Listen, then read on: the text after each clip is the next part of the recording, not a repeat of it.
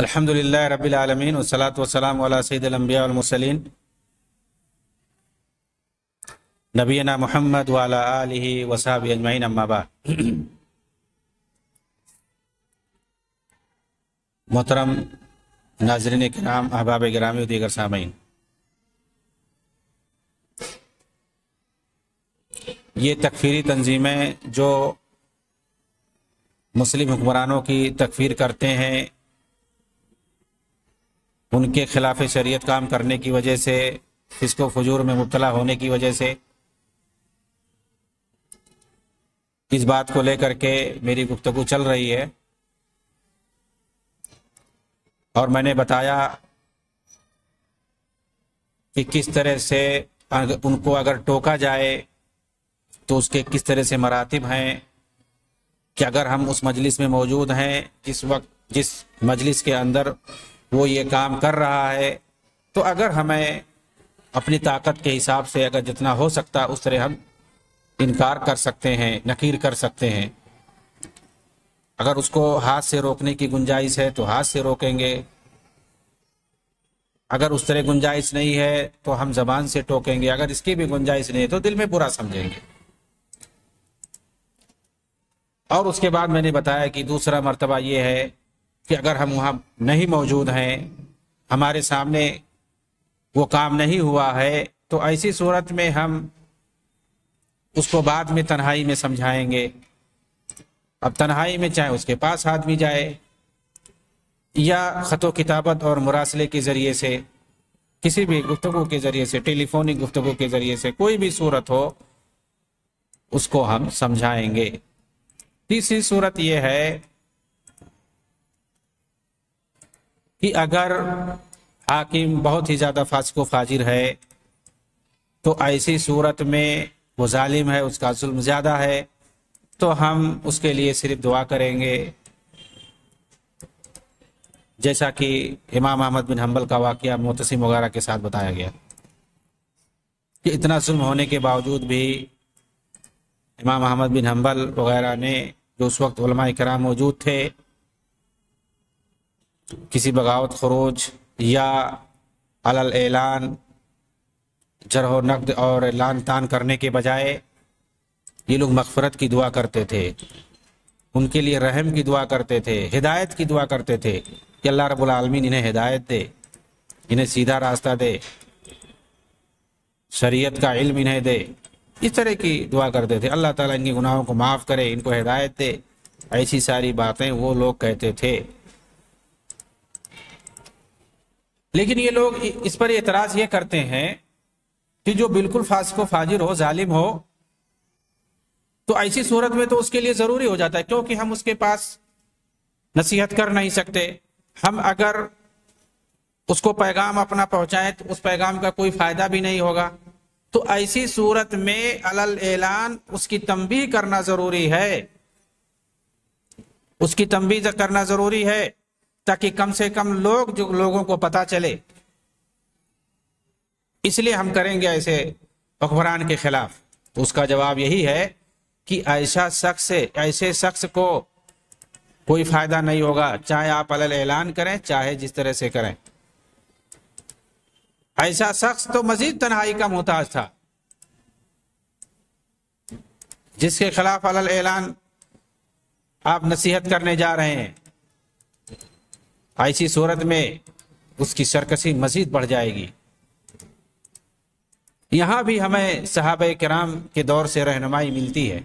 سنن ترمذی کے اندر ایک روایت موجود ہے، ان رجلا كان بجانب ابی بکر وابن عمار يخطب في ثياب رقاق فقال انظر الى هذا الامير يلبس ثياب الفساق فقال ابو بکر اسکت سمعت رسول اللہ یقول من اہان سلطان اللہ فی الارض اہانہ اللہ۔ سنن ترمذی کے اندر یہ روایت ہے کہ ایک شخص ابو بکرہ رضی اللہ تعالیٰ عنہ کے بغل میں بیٹھا ہوا تھا، اور ابن عمار جو کہ گورنر تھے اس وقت کے، وہ خطبہ دے رہے تھے، باریک کپڑا پہنے ہوئے تھے جو جھلک رہا تھا، ان کا بدن جس سے جھلک رہا تھا۔ تو کہتے ہیں کہ انہی کے بغل میں جو آدمی بیٹھا ہوا تھا وہ کیا کہنے لگا ان سے، انظر الی ھذا الامیر یلبس ثیاب الفساق، یہ تو فاسقوں کا لباس پہن کر کے آیا ہے امیر، ہمارا امیر ابو بکر رضی اللہ تعالیٰ عنہ جو کہ صحابی رسول تھے۔ انہوں نے کہا اسکت، تم خاموش ہو جاؤ، میں نے اللہ کے رسول سے سنا ہے کہ جو زمین کے اندر اللہ کے سلطان کی بے عزتی کرتا ہے اللہ تعالیٰ اسے ذلیل کر دیتا ہے۔ اس طرح سے انہوں نے خاموش کر دیا، کیونکہ اس نے فاسق کہا باریک لباس پہننے کی وجہ سے۔ ظاہر سی بات ہے، ایسا باریک لباس جس سے بدن جھلکتا ہو یہ صحیح نہیں ہے، غلط ہے۔ اس نے جو بھی اعتراض کیا تھا اپنی جگہ پہ صحیح تھا، لیکن منع کر دیا وہ بکرا نے۔ کیوں منع کر دیا؟ نہیں جائز ہے اس طرح سے پبلک کے اندر علل اعلان حاکم کے خلاف بولنا جائز نہیں ہے، یہ اس کی ذلت ہے، تذلیل ہے اس کی، اور حاکم کی تذلیل کرنا یہ صحیح نہیں ہے اس حدیث کے روح سے، جیسا کہ ابو بکر رضی اللہ تعالیٰ عنہ نے اس آدمی کو خاموش کر دیا کہ علل اعلان اس طرح سے حاکم کو کہنا یہ غلط ہے، یہ اس کی ذلت ہے، اس کی تذلیل ہے۔ اور ظاہر سی بات ہے آپ اپنی تذلیل نہیں برداشت کر سکتے ہو، اپنی انسلٹی اپنے گھر میں نہیں برداشت کر سکتے ہو، ایک معمولی آدمی ہو آپ، تو ایک حاکم ایک سلطان وہ کیسے اپنی تذلیل اور اپنی ذلت کیسے برداشت کر پائے گا؟ ظاہر سی بات ہے اس کے بھی اختیار میں جو ہوگا وہ کرے گا بشری تقاضے کے مطابق۔ جس طرح سے آپ اپنی تذلیل نہیں برداشت کر سکتے، آپ اگر کچھ غلط کر دیں تو آپ یہ چاہتے ہیں کہ کاش مجھے کوئی علل اعلان اس طرح سے عوام کے سامنے پبلکسٹی کر کے جو ہے مجھے تذلیل نہ کرے، انسلٹی نہ کرے۔ آپ خود کہو گے ایسی صورت میں کہ لوگوں کے سامنے کیوں ذلیل کر رہے ہو بھائی، آپ تنہا ہمیں کچھ کہہ دیتے، سمجھا دیتے تو میں سمجھ لیتا، اب کچھ نہیں ہونے والا ہے۔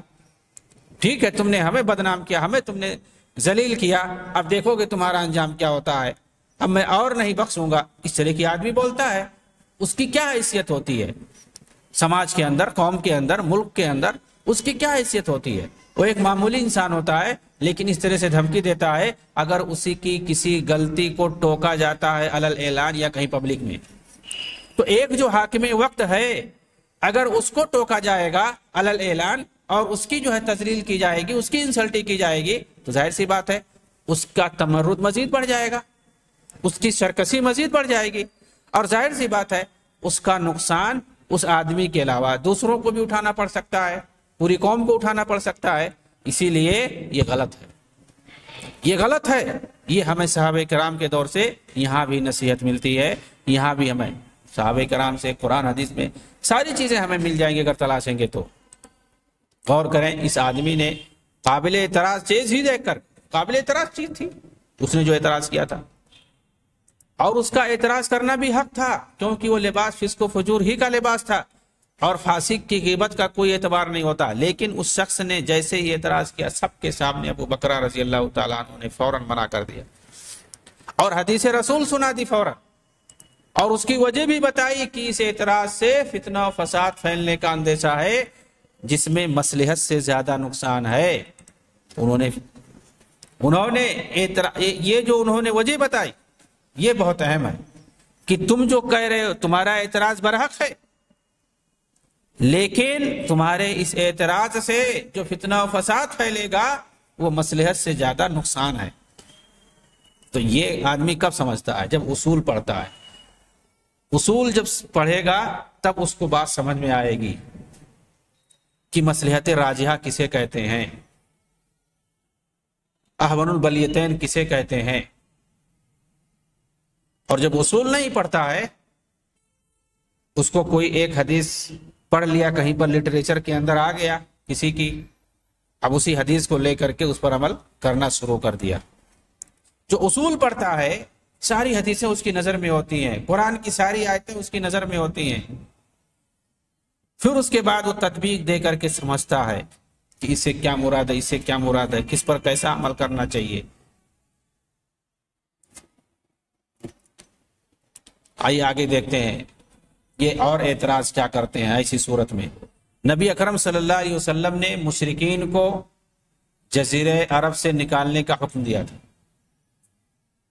جزیرہ عرب سے نکالنے کا حکم دیا،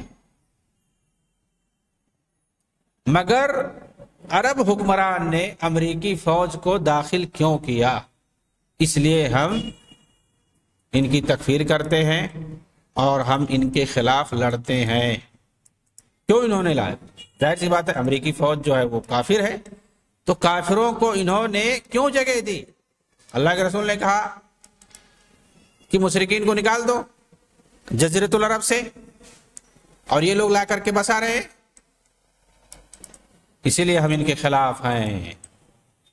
یہ ایک ان کا اعتراض ہے تکفیری تنظیموں کا۔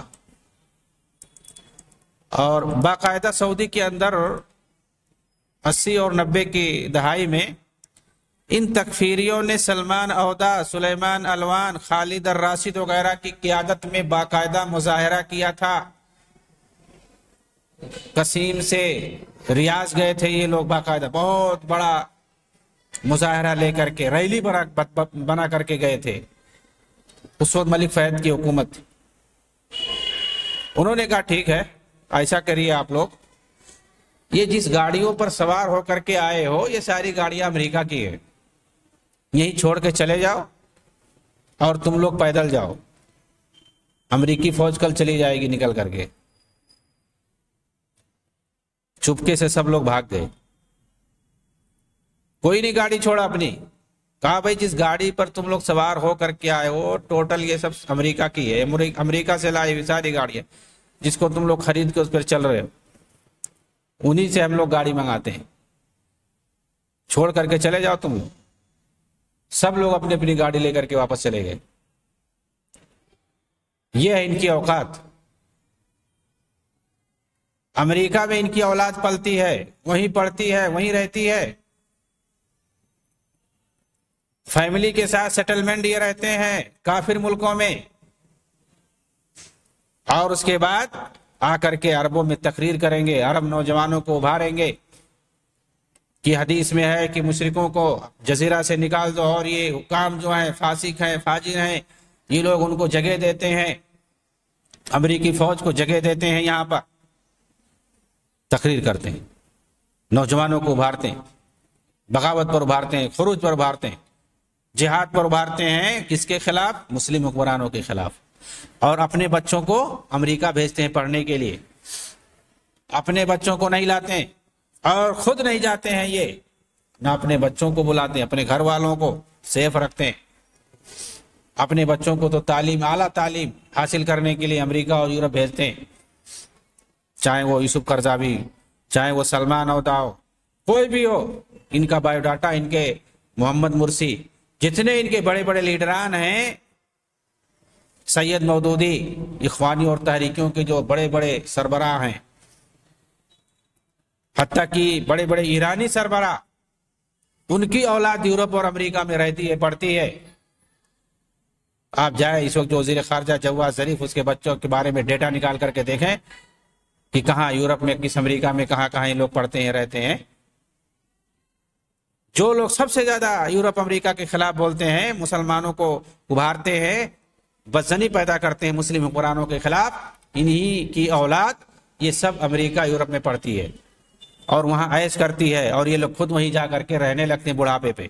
جب بڈھا ہوتے ہیں تو وہیں جا کر کے رہتے ہیں اپنے بچوں کے پاس، اور وہیں موت ہوتی ہے، وہیں سے لاش آتی ہے ان کی امریکہ سے، یورپ سے۔ سید مودودی کا آپ جو ہے جا کر کے ڈیٹا پڑھ لے، انہوں نے انگریزی پڑھایا اپنے بچوں کو، کسی کو دینی تعلیم نہیں دی، 9 بچے تھے ان کے پاس، امریکہ انہوں نے بھیجا، اور ان کے بچے نے وہاں امریکہ میں بلایا ان کو علاج کے لیے، ان کا علاج ہوا، وہیں مرے۔ ان کی لاش آئی تو کہاں آئی؟ وہاں سے پاکستان آئی، لاش وہاں سے آئی امریکہ سے۔ تو آپ کیا سمجھتے ہیں؟ یہ لوگ جو مسلم ممالک میں مسلم نوجوانوں کو مسلم حکمرانوں کے خلاف ابھارتے ہیں، لیکن اپنے بچوں کو یہ لوگ انگریزی تعلیم دلاتے ہیں یورپ اور امریکہ میں، اور وہیں بھیجتے ہیں، وہیں سیٹلمنٹ ہو جاتے ہیں خود بھی، اور انہی کے خلاف نفرت دلاتے ہیں دوسروں کو، اور اپنا محبت کرتے ہیں، ان کے جا کر کے تلوے چاٹتے ہیں اور دوسروں کو ابھارتے ہیں ان کے خلاف۔ یہ منافقوں کی حالت، ان منافقوں کا یہ کردار ہے۔ اب ہم اس پر گفتگو کریں گے تفصیل سے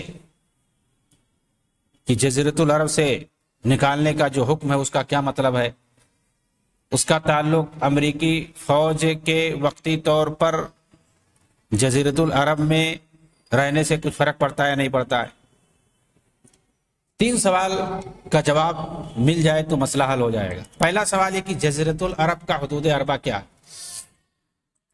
دوسرا سوال یہ کہ حربی کافر اور غیر حربی کافر کے نکالنے میں فرق ہے یا نہیں، یعنی فرق کریں گے یا نہیں کریں گے۔ تیسرا سوال یہ ہے، مطلب یہ ہے کہ جو جن کو نکالنے کی بات ہے اس سے کون سا کافر مراد ہے، حربی کافر یا غیر حربی کافر۔ تیسرا سوال یہ ہے کہ کیا کفار کو جزیرہ عرب میں کسی جائز مصلحت کے تحت وقتی طور پر بلانا جائز ہے یا نہیں۔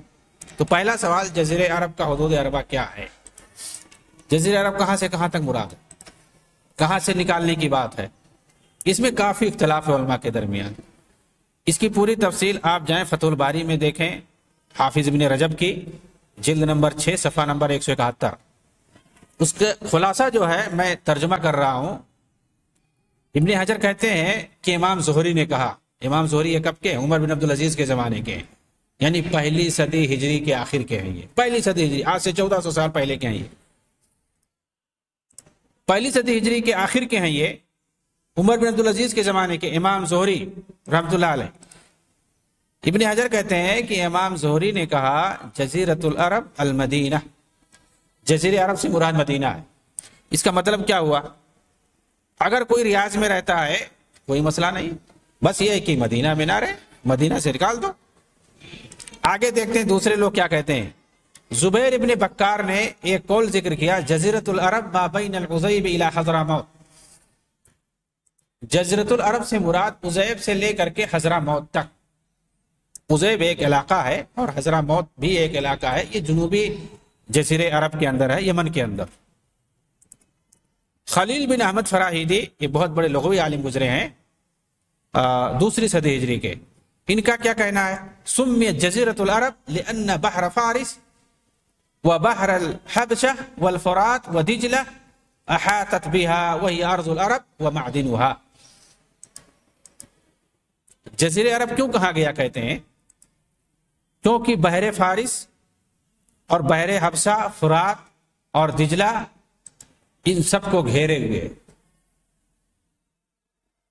ابو عبید قاسم بن سلام نے کہا من اقصى عدن الى ریف العراق طولا، لمبائی میں عدن سے لے کر کے عراق کے دیہاتی علاقوں تک،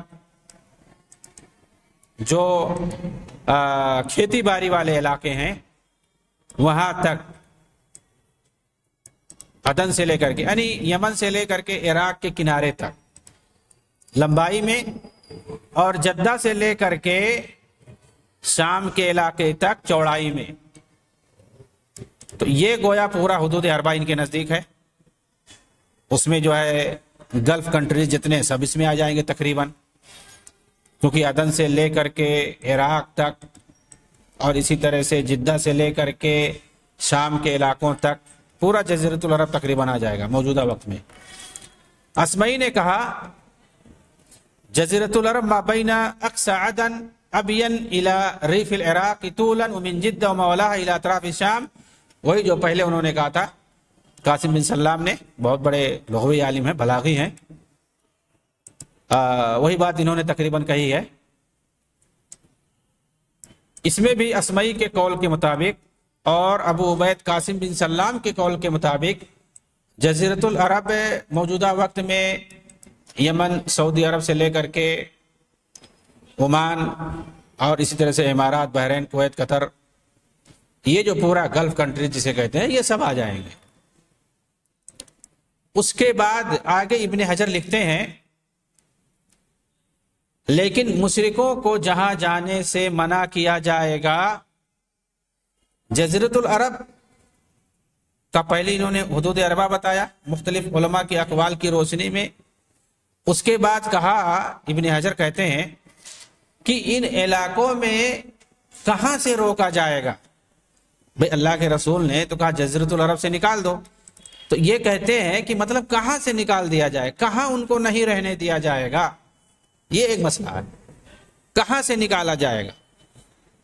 بھائی اللہ کے رسول صلی اللہ علیہ وسلم کے زمانے میں طائف کے اندر رہتے تھے وہ لوگ، یہود و نصارہ رہتے تھے، نجران میں رہتے تھے عیسائی رہتے تھے، طائف میں یہودی رہتے تھے۔ اللہ کے رسول کے زمانے میں، ابو بکر صدیق کے زمانے میں، حضرت عمر کے زمانے میں سارے یہودی رہتے تھے، عیسائی رہتے تھے۔ آپ نے نہیں نکالا، اللہ کے رسول نے نہیں نکالا، ابو بکر نے نہیں نکالا، عمر نے اپنے زمانے خلافت کے ابتدا میں نہیں نکالا، اور اللہ کے رسول نے بہت پہلے کہہ دیا تھا کہ مشرکوں کو جزیرۃ العرب سے نکال دینا۔ اس کا مطلب کیا ہے؟ تو وہی کہہ رہے ہیں بھائی کہاں سے نکالنے کے لیے اللہ کے رسول نے کہا ہے؟ جزیرۃ العرب تو ٹھیک ہے، اس کا حدود اربع ہے، کچھ لوگ کچھ کہہ رہے ہیں، کچھ کہہ رہے ہیں، لیکن ہم مان لیتے ہیں جتنے اس وقت موجودہ دور میں جتنے گلف کنٹریز ہیں پورا جزیرۃ العرب مراد ہے۔ لیکن جو اللہ کے رسول نے کہا کہ جزیرۃ العرب سے نکال دیا جائے، تو اس کا کیا مطلب ہے؟ کہاں سے نکال دیا جائے؟ تو کہہ رہے ہیں اس سے مراد یہ ہے، یعنی جو منع والی جگہ ہے کہ وہاں نہ آنے دیا جائے، وہاں سے نکال دیا جائے، اس سے مراد حجاز ہے۔ حجاز یعنی مکہ، مدینہ اور یمامہ اور اس کے آس پاس کی جو زمین ہے، جس کو ہم حرمین کہتے ہیں، اور آس پاس کے علاقے، جو حجاز کا علاقہ ہے وہاں سے نکالنے کی بات ہے۔ لیکن اگر کوئی نجد میں آئے، جسے جہاں ریاض ہے، قصیم ہے، اور دوسرے علاقے ہیں، اسی طرح سے جو ہے عمان ہے، امارات ہے، قطر ہے، کویت ہے، یہ سارے علاقے ہیں، اور اسی طرح سے سعودی عرب کے اندر ریاض سے لے کر کے قصیم، کتیب، دمام وغیرہ، یہ سارے علاقے، تو یہ بھی سب جزیرۃ العرب میں آتے ہیں۔ لیکن یہ سب نہیں مراد، بلکہ حجاز مراد ہے۔ یہ کون کہہ رہا ہے؟ ابن حجر رحمۃ اللہ علیہ کہہ رہے ہیں کہ منع جہاں سے کیا جائے گا ان کو، وہ مکہ، مدینہ اور اس کے آس پاس کے علاقے، نہ کہ تمام اس سرزمین پر جس پر جزیرہ عرب کا اطلاق ہوتا ہے، کیونکہ علماء کا اتفاق ہے کہ یمن میں مشرکوں کو جانے سے منع نہیں کیا جائے گا۔ تو یمن بھی تو جزیرہ عرب کا حصہ ہے۔ تو کہہ رہے ہیں کہ اگر کوئی وہاں جاتا ہے تو وہاں سے نہیں نکالا جائے گا، جبکہ یہ حصہ بھی جزیرہ عرب میں شامل ہے۔ یہی جمہور کا مسلک ہے کہ ابن حجر کہہ رہے ہیں۔ البتہ احناف کے نزدیک، آئیے احناف سب سے زیادہ پائے جاتے ہیں عالم اسلام میں، حنفی سب سے زیادہ پائے جاتے ہیں۔ ان کا کیا کہنا ہے؟ احناف کا کیا مسلک ہے؟ ان کے نزدیک سوائے مسجد حرام کے ہر جگہ جا سکتا ہے مشرک، رہ سکتا ہے۔ کہاں نہیں جانے دیا جائے گا مشرکوں کو؟ مسجد حرام کے اندر، اس کے علاوہ کہیں بھی جا سکتا ہے، رہ سکتا ہے۔ اور امام مالک سے بغرض تجارت حرم میں جانا بھی جائز ہے، مالکیہ کے نزدیک، کہ اگر تجارت کے لیے آ رہا ہے تو حرم میں بھی جا سکتا ہے۔ اب دیکھیں، امام شافعی کے نزدیک حرم میں حاکم وقت کی اجازت سے ہی جا سکتا ہے اگر کوئی مصلحت ہے۔ دیکھیے یہ سب ائمہ کی بات ہے، علماء سلف کی بات ہے۔ امام شافعی، امام ابو حنیفہ، امام مالک، امام ابن حجر اور امام زہری، پہلی صدی ہجری کے سب سے پہلے امام ہیں یہ۔ امام زہری سب سے پہلے، تقلیدی مذہب کا اس وقت وجود نہیں۔ ان سب لوگوں کے نزدیک، حنفیوں کے نزدیک، حرم کے علاوہ، اور وہ بھی مسجد حرام کے علاوہ کہیں بھی جا سکتے ہیں۔ اور امام مالک کے نزدیک اگر بغرض سے تجارت جانا ہے تو وہاں بھی جا سکتے ہیں، یعنی سیاحت کی وجہ سے نہیں جا سکتے، دیکھنے اپنے ٹور کے طور پر، لیکن تجارت کے لیے جا سکتے ہیں۔ امام شافعی دیکھیے کیا کہہ رہے ہیں کہ اگر حاکم وقت مصلحت کوئی سمجھتا ہے تو حرم میں بھی جا سکتا ہے کسی مصلحت کی وجہ سے۔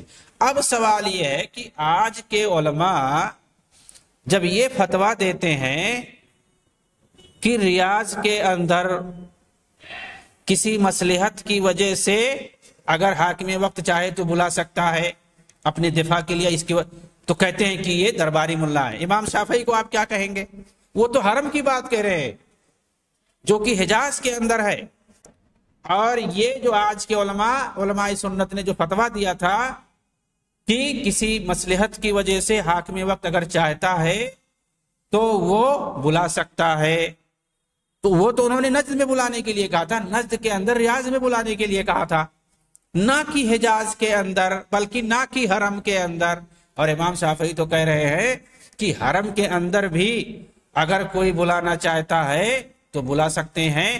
مثال کے طور پر 1400 میں، یعنی آج سے تقریباً 40 سال پہلے، جب حرم پر خوارج وقت نے قبضہ کرنے کی کوشش کی تھی اور ایک خارجی نے خود کو کہا تھا میں امام مہدی ہوں، اور ان لوگوں نے وہاں پر مسجد حرام کے اندر قتل و خونریزی کی تھی، اس وقت امام شافعی کے اس قول کی روشنی میں کافر فوجوں کو بلا کر کے حرم کے اندر داخل کیا جا سکتا تھا، مصلحت کا تقاضا یہی تھا۔ لیکن فتویٰ بھی لیا گیا اور فتویٰ دیا بھی گیا اسی کے مطابق کہ بلایا جا سکتا ہے، لیکن سعودی حکومت نے صرف مشورہ لیا اور وہاں پر کافر فوجوں کو نہیں جانے دیا۔ کچھ لوگ کہتے ہیں کہ فرانسیسی فوجیں آئی تھیں، یہ سب غلط ہے، صحیح نہیں ہے، بلکہ میں کہتا ہوں کہ کوئی اجنبی فوج وہاں گئی ہی نہیں تھی، چاہے وہ مسلم فوج ہی کیوں نہ ہو۔ کچھ لوگ کہتے ہیں پاکستان کی فوج گئی تھی، اس کا بھی صحیح ثبوت نہیں ہے، اس کی کئی تردیدیں باقاعدہ موجود ہیں۔ تو خلاصے کلام صرف یہی ہے 1400 کے تعلق سے کہ کوئی کافر فوج کو وہاں نہیں بلایا گیا تھا، حالانکہ مصلحت کے تقاضے کے مطابق بلا سکتے تھے، لیکن انہوں نے مسلم فوج کو نہیں بلایا تو کافر فوج کی کیا ضرورت تھی؟ ہاں بتایا جاتا ہے کہ مشورہ لیا گیا تھا، لیکن کسی کافر فوج کو اندر نہیں بلایا گیا تھا، سارا معاملہ خود سعودی فوج نے ڈیل کیا تھا۔ اب بتائیے کہ امام شافعی نے باقاعدہ حرم کے اندر جانے کی اجازت دی ہے مصلحت کے تحت، تو کیا امام شافعی کے مقابلے میں ان لوگوں کے جو علماء جن کو کہتے ہیں یہ لوگ، جبکہ وہ خارجی صفت کے لوگ ہیں، لٹریچر پڑھ کر کے اپنے آپ کو مجاہد بنے ہوئے ہیں، ان سے فتویٰ لے کر کے یہ تکفیر کرتے ہیں آج کے حکمرانوں کی؟ کیوں؟ کیونکہ انہوں نے جزیرۃ العرب میں نجد کے علاقے میں کافر فوجوں کو بلایا ہے مصلحت کی وجہ سے۔ کہتے ہیں اللہ کے رسول نے کہہ دیا تو کیوں بلائیں؟ مطلب جان دے دو لیکن بلاؤ نہیں کسی کو۔ اب امام شافعی کے اس قول کا یہ کیا جواب دیں گے جو کہتے ہیں کہ مصلحت کا اگر تقاضا ہے تو حاکم وقت کو اجازت ہے حرم کے اندر بھی وہ بلا سکتا ہے۔ اب بتائیے، اب غیر حرم میں، حرم تو ظاہر سی بات ہے مکہ اور مدینہ کے اندر حرم پایا جاتا ہے، اس کا مطلب یہ ہوا کہ حرم سے باہر یعنی مکہ مدینہ سے باہر تو بدرجہ اولا بلا سکتے ہیں۔ جب حرم کے اندر بلانے کی اجازت ہے، اگر کوئی مصیبت آ جائے، کوئی مصلحت ہو، مصلحت کا تقاضا ہو تو کافر فوجوں کو بلا سکتے ہیں، تو ظاہر سی بات ہے اگر مصلحت کا تقاضا ہے حرم سے باہر تو اس کے بدرجہ اولا بلا سکتے ہیں۔ اس تفصیل سے کیا پتا چلا کہ جزیرے عرب میں کسی مصلحت کے تحت بلانا جائز ہے، جیسا کہ صحیح بخاری میں ہے کہ خیبر کے یہودیوں کو رسول اکرم نکالنا چاہتے تھے مگر مصالحت ان سے کر لی اور کہا نقرکم بہا علی ذالک ما شئنا، ہم تم کو یہاں ٹھہرائیں گے جب تک ہمارا دل کہے گا۔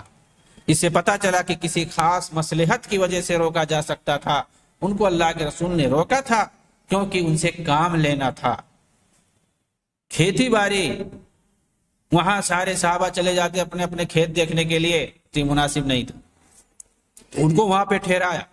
مصلحت تھی کہ یہ کھیتی باڑی کریں گے اور ہم جا کر کے سال میں ان سے اپنا حصہ بٹا کر کے لے آئیں گے۔ ظاہر سی بات ہے جب مصلحت ختم ہو جائے تو نکال دینا چاہیے، یعنی جب تک مصلحت ہے تب تک رکھنا چاہیے اور مصلحت ختم ہو جائے تو نکال دیجئے، آپ معاہدہ کر کے رہیے، اور جب تک جہاں تک مصلحت ہو آپ معاہدہ کر لیجئے کہ آپ اتنے دن تک ہمارے یہاں رہیں گے، جیسا کہ سیدنا عمر رضی اللہ تعالیٰ عنہ نے بعد میں مصلحت ختم ہو جانے کی بعد انہیں نکال دیا۔ تو آج بھی اگر مصلحت کا تقاضا ہے تو آدمی بلا سکتا ہے جزیرۃ العرب کے اندر، اور اس کے بعد جب مصلحت ختم ہو جائے تو اسے واپس کر سکتا ہے، جیسا کہ امریکی فوجیوں کے ساتھ کیا گیا۔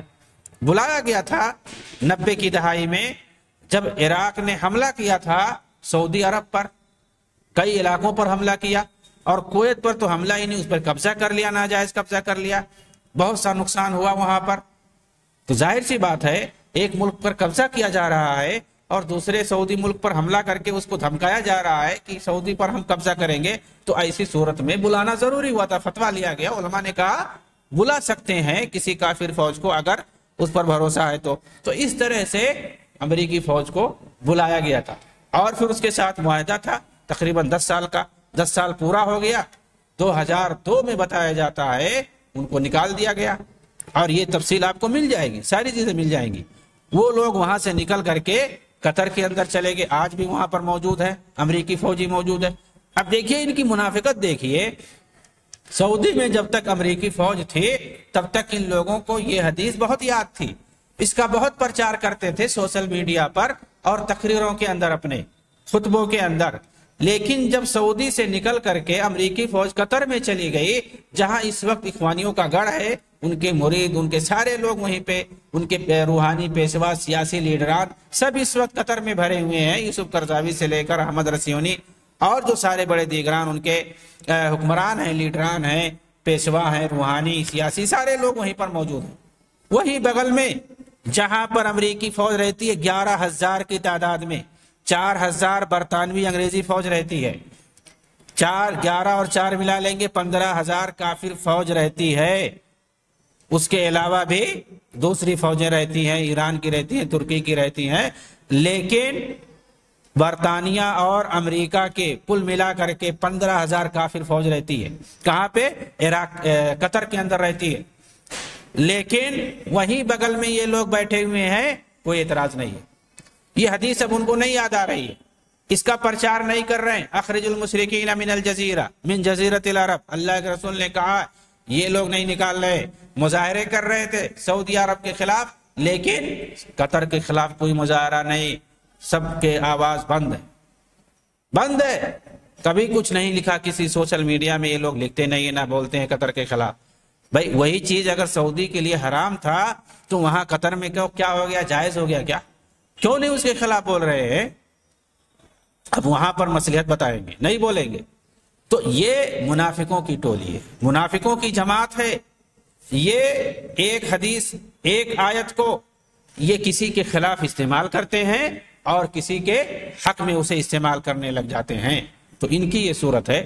باقی مزید تفصیل اس کے بارے میں بتائیں گے کہ جزیرۃ العرب کے اندر کس حالت میں رکھنا جائز ہے، کس حالت میں نہیں رکھنا جائز ہے، اس کی مزید توضیح انشاءاللہ آئے گی۔ وآخر دعوانا الحمدللہ رب العالمین، والسلام علیکم ورحمۃ اللہ وبرکاتہ۔